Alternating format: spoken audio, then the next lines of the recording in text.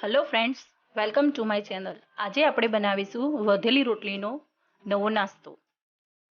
એના માટે મેં અહીંયા 6 રોટલી લીધી છે. તળવા માટે ગેસ પર તેલ મૂકીશું.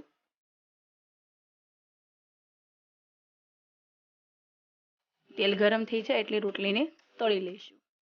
આપણે એને ક્રિસ્પી તળવાની છે, ધીમી આંચ ઉપર. અહીંયા આપણે ગેસની ફ્લેમ ધીમી કરી દીધી છે. વચ્ચે વચ્ચે તમે ફૂલ બી કરી શકો છો.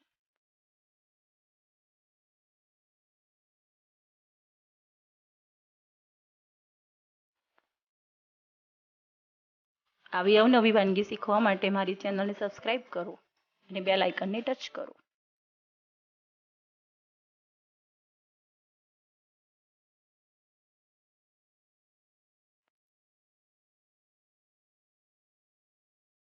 બસ આ રીતે બધી રોટલી આપણે તળી લેવાની છે.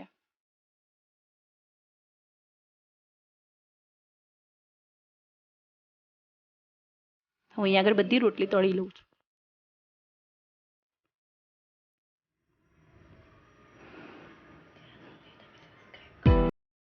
આ નાસ્તો તમે બાળકોને લંચ બોક્સમાં, ટી સાથે, કોફી સાથે પણ લઈ શકો છો.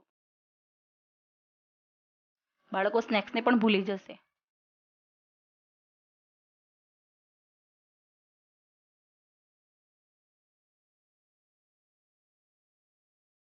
ઘરે બનાવેલો ટેસ્ટફુલ અને હેલ્ધી નાસ્તો.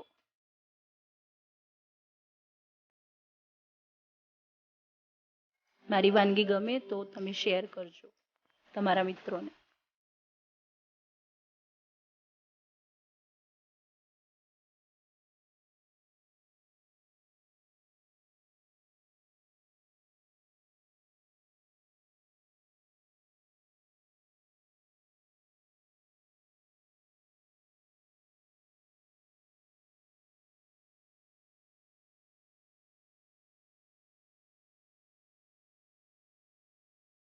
રોટલી ઠંડી થઈ જાય એટલે આવી રીતે તેને આપણે ક્રશ કરી લઈશું મોટા મોટા પીસમાં.